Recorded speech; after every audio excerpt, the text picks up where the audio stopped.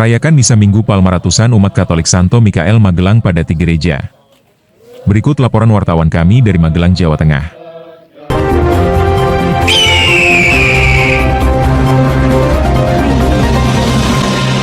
Ratusan umat Katolik di Magelang merayakan Minggu Palma di Gereja Santo Mikael dengan sukacita dan penuh hikmat pada Minggu 29 Maret 2026.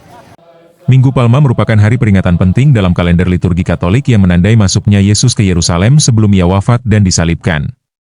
Daun palma merupakan simbol kemenangan dan kemuliaan Yesus sebagai Raja dan Mesias ketika ia memasuki Yerusalem.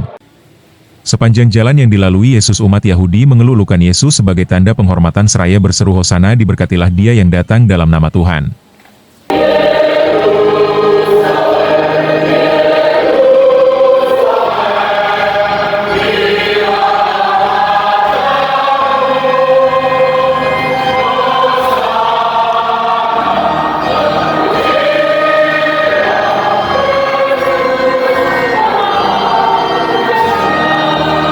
Benediktus Arifin Triwidiarto, salah satu umat paroki Santo Mikael, memaknai Minggu Palma adalah sebagai lambang kemenangan, kehadiran juga kehidupan kekal.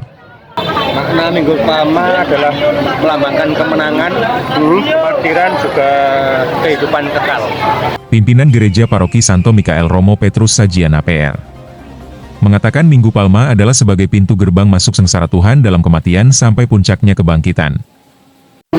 Itu sebagai pintu gerbang untuk masuk yang namanya untuk sengsara Tuhan, kematian, dan nanti sampai pada puncaknya kebangkitan. Nah, dimulai maka diawali dengan penyambutan Yesus bagaikan seorang raja yang masuk kota abadi Yerusalem. Kemudian karena kebaikan beliau, kebenaran yang diwariskan, ternyata juga tidak semua orang itu bisa menerima, maka tidak mengherankan. Lalu di saat itu pula lah, maka dikatakan Minggu Sengsara, lalu Tuhan akan juga sengsara. Tapi sengsaranya bukan karena dia nista ataupun kesalahan, tetapi karena punya tanggung jawab untuk mengangkat dari umatnya yang jatuh dalam kelemahan atau dosa. Nah, itulah maka dibebaskan melalui penderitaan dia sampai akhirnya wafat yang nanti akan dirayakan pada hari Jumat Agung. Namun sebelumnya di hari Kamis Putih beliau meninggalkan warisan yang luar biasa, yakni tentang cinta kasih, supaya satu dengan yang lain saling mengangkat melalui peragaan pencucian kaki para rasul.